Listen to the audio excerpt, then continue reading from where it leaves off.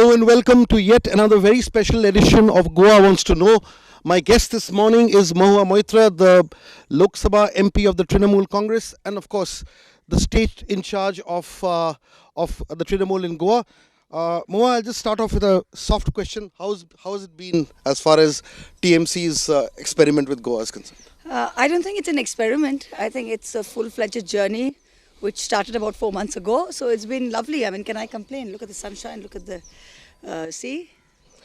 When TMC entered, there was a bit of skepticism in the air, and one of the first things that was said was, why did TMC decide to come now with just 3 months before elections? What were the motives in entering a state where it has no base, and so on and so forth? And I think a large part of these 3 months have been spent, in trying to answer that to the people who matter. So the thing is, has that been a bit of a challenge in this whole journey? One of your biggest I won't say stumbling blocks, but challenges as well? No, I think these are all very fair questions. As a political party, when we make a decision like that, yes, we haven't been in Goa before. Yes, we have been, we are a national party, but so far we have been, our strength has been in Bengal. So it's just natural that people would ask these questions, especially in a state like Goa, which has always seen a very binary political landscape, which has been Congress or BJP. But there are two things that I would like to point out. The first is, for those who say you've been here 4 months, why didn't you come a year ago? Well, the political realities of India are such that we couldn't have come a year ago because we were fighting the battle of our lives in Bengal. And had we not won Bengal the way we did and come in, we couldn't have had a serious effort here. So I wish, yes, everybody wishes that we could turn the clock backwards, but it's not. We have to deal with what the realities are. The second is that you said you have no base. That's exactly why we've come here, to start a base. And the reasons and I've answered this before, one of the reasons that we felt we had to come to Goa was in 2017. The Congress, had they done its job, there would have been no need for us to come. We want to get the BJP out. Our fight is not with the Congress. So if the Congress had done its job, and as the largest party with 17 seats and a few more formed the government, we wouldn't have had to watch this. And even now, when you see the Congress and the way you see that there's, sometimes we get the feeling that they're not really serious. So in that case, it is important that non-Congress parties who are part of the fight against the BJP also are there to give an option to the people. So that's why we are here.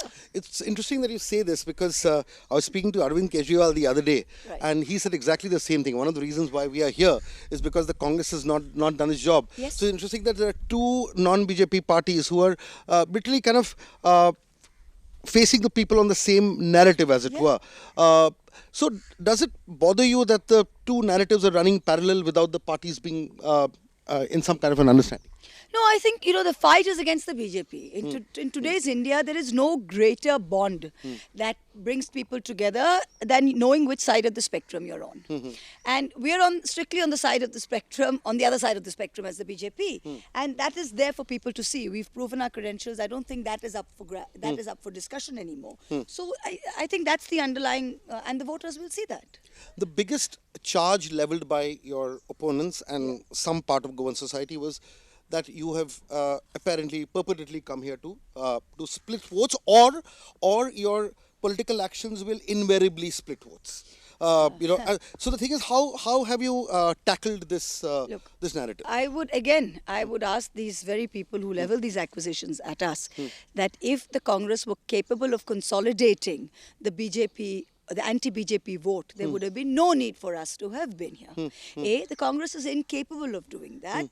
And by that logic, there should be no other party in India apart from Congress and But the it BJP. got 17 seats in the last election. It got 17 seats and still couldn't form government, and it was down to 3 MLAs. So that's the beauty of it. For a party that got 17 seats, to be down to 3, actually 2 MLAs, because even Reginald was resigned, is 2 MLAs. I mean, that's a joke. So that's one. The second thing is that, look, I don't even need to answer this, because in Bengal, we were fighting the battle of our lives, and the Congress put up candidates against us everywhere. They entered into an alliance with a party like the ISF, which is a complete fringe element. And they did that, and they are not accused of splitting votes.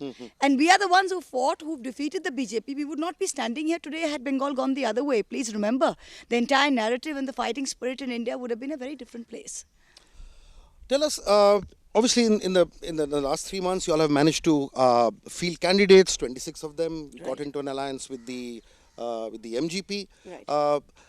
I'll first talk about the MGP alliance. Was it done out of conviction, or was it done out of a felt need? Look, in politics, conviction and necessities go hand in hand. And sometimes you can be you can have all the conviction in the world and doesn't reflect reality. I mean, if you saw Tony Blair was convinced that there were weapons of mass destruction and wouldn't listen to anybody and got into something that they had to pay a very heavy price on. So there has to be a blend between reality. So as far as we are concerned, the conviction is that we need to be able to, in Goa, to make sure that people who were initially allies of the BJP and parties like the MGP who were allied with the BJP and who have now realized that the BJP is not the way to go forward, that we give those parties room to be in an anti-BJP alliance. So I think that was the conviction, that we are both anti-BJP parties. And the second thing is there a necessity? Yes, there is a necessity also in Goa, because when we've come in, I think that if you see the seat sharing, we are in a seat sharing alliance. We've given them 13 seats. So in those 13 seats, they are fighting the BJP 1:1. And I think that is the best way to defeat the BJP here, where on those 13 seats, I don't think we on our ticket would have stood a better chance than the MGP, or the Congress on their ticket would stand a better chance of the BJP. So I think it's extremely tactical as well. So it's a mixture of tactical as well as conviction. Also, another shadow or charge that again opponents level is that you're an anti-Hindu party and you're a pro-Muslim party. In Bengal, you have the whole Muslim vote, and you've come here to do the same thing, and that was one of the first reactions of the BJP.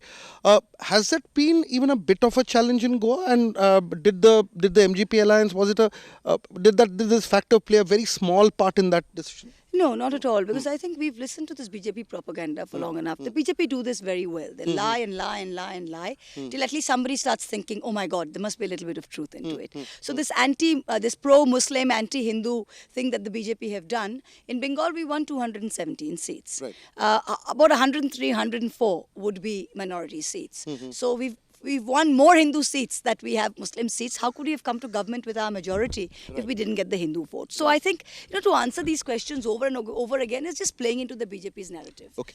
Coming to Goa, Goa of course has a different kind of politics, but one can't deny the fact that the minority and the majority. There's no division in society, as it were, but in politics, different parties play those cards to get the minority vote and the majority vote, and it happens with all parties. Some do it overtly, some do it covertly. Right. Now, in the sense that when you came in, did you have to engage with the church, or did you have to engage with the minority side of Goa to have a more holistic approach? Look, it's not a question of minority. I think Trinamool as a party, everyone knows what we stand for. When Mamata Banerjee stands up and she says that in Bengal, nobody is doing this, that the BJP we are not banning beef, we are not letting you do what you want, we come out very strongly. So I think it's not just for Goa. That is our party, that is us, that is our DNA. When I stand up in Parliament and I say 460 attacks have been made on Christians in 2021 in 16 towns and cities, that is pure fact. And if nobody else is saying it, that's not our problem. Sure. We are not saying it for Goa. We are saying it because that's the truth. And so I think people should realize, and especially in Goa, where the percentage of so-called minorities, I don't like the word, but the percentage of so-called Muslims plus Christians is actually higher than the percentage of Muslims in Bengal. Right. And these are very core to the fabric of Goa and to the fabric of India. So if tomorrow Christians or Muslims or whoever who's not part of the larger majority are fearful of, literally it's a battle for survival, it's not any ideology for them, it's a battle for survival. And if that if that reality doesn't strike them now, it never will. More when you came in, obviously, to bring about a new dawn, and you all at that point of time said that you would build the party from ground up, Yes. have young, fresh faces, Yes. clean candidates, and so on and so forth, and get new faces into the whole picture. But 3 months down the line, one has kind of understood and figured that you may not have been able to kind of do that fully. You had to rely on leaders of other parties. You had to pick people from other parties, and in most constituencies, would it be fair to say that the leaders are the ones, established leaders are the ones who will get the votes rather than the party base, and people will be voting for the leaders rather than a Trinamool person as it were. Look, you have to see the historical reality of Goa. We as a political party, when we've come in, we can't be working on a system that is applicable in UP in Goa. Right. It has to be done with the system. In Goa, historically, because of very small constituency sizes, 29,000, 30,000 votes, 40 booths, in all very small sizes, it is very possible just by tweaking 4,000 to 6,000 votes that a person, people who get 8,000 votes win in a constituency. Right. It's unheard of in states like ours, completely unheard of. So because of that, the vote becomes very person-centric. That's a reality of Goa. That's not something we have created. Any psophologist, anyone, political analyst will tell you that. So when we come into Goa and we have literally 4 or 5 months, then of course we have got people, we've taken in a lot of young people, we've taken in fresh faces, but it takes time. It takes time. And since we're fighting an election, we also have to get people who are established political faces, because that is the reality of Goa. That is the reality of Goa. Right. In Goa, you have seen everyone at least has been in 2 parties at any given time. Goa has had more chief ministers than any other state of India. The shortest tenure of any government in India. These are all Goa's realities that the TMC has not created. This is what it is. So we are having to work in that. And having to work in that means we have to compete by those rules. We can't come in with our rules. So I think we've done a good job of blending in both. Moving ahead, the thing is, if the Trinamool has come here to stay, win, Yes. lose, Yes. otherwise, and if you're looking at a long run in Goa, are you saying that, look, we will, post-elections, when you're rebuilding the party, you will approach it differently, in the sense that you'll get people from the grassroots? We've already started. We've already started building the party. So it's not that we haven't built the party. Right. Now, in almost every booth, we have booth workers, and we have got block presidents everywhere. So all the pillars of creating the organization structure are in place. We have booth committees in all the booths. Right. We have, some may be stronger than others, but the basic infrastructure, the basic Right. framework is already set. So we will build on that going forward, obviously. But have we been able to? It's very important that have we been able to field candidates everywhere? Yes. When we are going into campaign somewhere, in each booth, do we have Right. at least the polling agents? Yes, we do. So these are all, the nuts and bolts, and that we've been able to put in place. One of the other things that's emerged a little bit, rightly or wrongly, which is for you to tell us, is that in the last 3 to 4 months, the Goa element in the TMC, the Goa part of the TMC, has been slow to be visible, in the sense that it has taken time, and it's not been a very heavy Goa leadership, Goa centric kind of a visible push. Now, is that true, or is it partly true? No, I think it was probably true in the first 2 weeks when obviously we were building a party. But today I would say that it's not true at all, because yes, I'm state in charge and I'm MP from Bengal. I'm not going to come here and replace Francis Sardinia or even try. We are not here. Mamta Didi is Chief Minister of Bengal. She's not coming to be Chief Minister of Goa. We are very clear about our goal, which is to give an alternate platform to Goans with Goan leadership. But do you have a strong Goa leadership? Yes, we do, because we have our state president Kiran, who's very strong, who's fighting himself in Aldona and Tivim are the 2 states. So we've got a strong leadership. We've got Mr. Ferreira, who's the next chief minister. We've got Churchill Alameo, and these are all Goan. They are all products of Goan politics. So, and they have all been pillars of the Goan political fabric. And these are people who are in the Trinamool now. So yes, they are running the show. See, one of the general accusations against other parties, Yes. be it BJP, be the Congress, was family raj, and the fact that different families were controlling politics. The BJP has not been able to get out of it, nor has the Congress. But the Trinamool has given 2 sets of tickets to 2 families. Now, the thing is, was it inevitable? Was it practical? And what does it do to the larger narrative of... Well, I think I hear what you're saying, and the Trinamool generally stays away from. I mean, we are most of us. Completely, If you yes. look at us in Yes, a yes. party, we wouldn't have had a hope in hell had we depended on dynasty to be here. So I think Mamata Didi is very clear about that, very fair about that. We are a meritocracy. But having said, again, the realities of that particular state also move us to some extent. So in this case, I think when we are dealing with 40 seats, and there are 2 tickets that have been given, Kiran and his wife, and Churchill Alamo and his daughter. These Yeah. are the 2 seats. Yes. also. Benoli, Naveli, Aldona, Tivim. Yes, Those pair yes. of those two seats. Yes, So I think yes. in the larger framework, if those two tickets were, and they are very capable candidates in their own right. They are capable candidates in their own right. Had we been accused of giving candidate, you've given her a lamppost just because she's the wife, or you've given her a lamppost just because she's the daughter, I could understand that. But in this case, they just happen to be the wife of a leader and happen to be, but she's a Zilla Parishad member in her own right, and she's a political being in her own right. So I think then that's not always fair to say. Okay.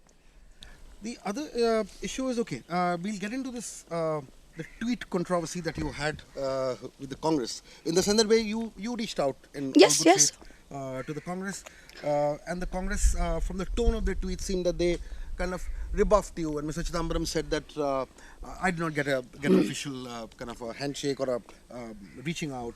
And then, of course, different leaders said that, look, Trinamool, when they came, and we know it all, that they first said they're going to fight 40 seats. Yeah. And what happened now, and why they're saying they're going to, ally with us, and so on and so forth.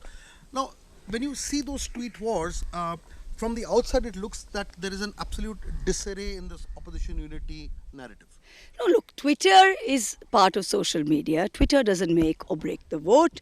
It is something, frankly, that is there to amuse us all at the best of times. And we all use it because, again, at the end of the day, it's not the Twitter narrative which either makes a vote or breaks a vote. As far as we are concerned, 2024 is the battle we are all ours. Like we've said outright, our war is not with the Congress. Our war is with the BJP, and we hope the Congress's war also is with the BJP. Though with their conduct in Bengal, we're not really sure, but still giving them the benefit of the doubt. So what I tell Mr. Chidambaram and what he tells me on Twitter, frankly, is not that important at the end of the day. The main issue here is this, and that is that are we both committed to getting out the BJP? So nothing would give us greater pleasure had the Congress been able to say that we'll win 21 seats in Goa. That's fine, they could have won it, but because they couldn't is why we are here. And even today, if I would say a mix of votes outside of the BJP goes in this formation, we are perfectly happy with that. But is it an admission of at least one reality that the Trinamool is not forming a government on its own? No, I think, look, when you come in 4 months, of course we are, did we think we are going to win for 39 seats out of 40? I don't think so. I'd be sitting here and, so I don't think that is obviously done. But the point is this, that I think in 4 months, is someone going to form, are we going to be a bloc that is going to be very vital to government formation? Yes. Between the MGP and us, we will get enough seats that we will matter in the formation of the government. And that's what's important. Of course, if I ask you who's going to be the legislative party leader, you'll say let the legislative party be formed. Yes, absolutely. You can't. That's understandable. But what happens is every party, when it goes into an election, it has a short list, long list and a short list of people who would kind of lead the legislative party. So have you all kind of made an assessment? Yes, there is an assessment. Obviously, it's not up for public viewing now. It's not. And I think, this thing of going with a face, this is something that was really started by Narendra Modi's PM campaign, where we go with a face. Right. And we're all somehow supposed to all follow this model. But it's really not been the model in India, because a party wins and then the legislators sit together and decide who the leader will be. That's originally been the way it's been, and we'll go with that. Didn't the alliance say that you all are going to announce a CM face on the 10th? Yes, we didn't say we'll announce it on the 10th. We said that we will announce it before going to the polls.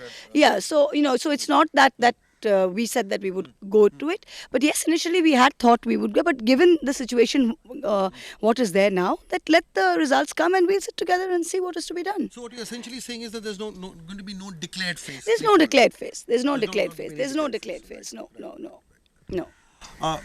Before I conclude this, I'll take the whole thing into a larger national perspective, because you're a national leader.